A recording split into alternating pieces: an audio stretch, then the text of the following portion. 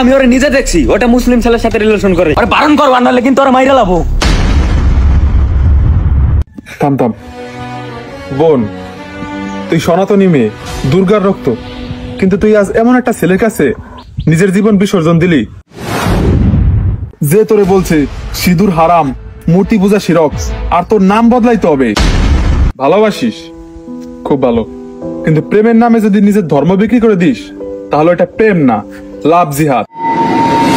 তুই কি জানোস তোর মা কালীর নামটাও তুই একদিন ভুলে যাবি? ও তোরে ভালোবাসে না, ও চায় তোর ধর্ম কায়রা নিতে। ওর মা বাবা যদি জানে, ওরা কিন্তু তোরে গড়ে তুলবে না। ভালোবাসার নামে নিজের ধর্মকে বিসর্জন দিস না বোন। নিজের ধর্মকে ভালো না বেশে কেউ কোনোদিন সুখী হতে পারেনি। আজকাল তো কত মেয়ে ধর্ম পরিবর্তন করছে, তোর কি মনে হয় ওরা সবাই শান্তিতে আছে? কেউ কিন্তু শান্তিতে নাই, ওদের সবাইরই কিন্তু ফ্যামিলি থেকে বের করে দিছে। ফিরে আয় বোন, প্রেম কর, ভালোবাস, কিন্তু নিজের ধর্মকে আগে মর্যাদা দে। সিঁদুর মুছে দিয়ে, নিজের নাম বদলে দিয়ে ঈদের কোরবানি দেখে যে হাসে, সে প্রেমিক নয়, সে ধ্বংস।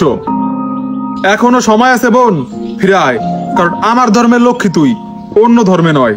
তোর ঠাকুর ঘরে দুর্গা মা বসে আছে, তুই কি জানিস ও বলবে তুই কি করে আমার সামনে দাঁড়াবি যখন তুই আমার নামটাই বদলাই ফেলছস? দাদা, আমার ভুলটা বুঝতে পারছি, আমি আর কখনোই ওর সাথে কথা বলবো না। বোন, জানোস না তোরে আমি কত ভালোবাসি। তুই আমাদের হিন্দু ধর্মের ছেলের সাথে রিলেশন কর, আমি নিজে দাঁড়াই থেকে তোদের বিয়ে দেবো।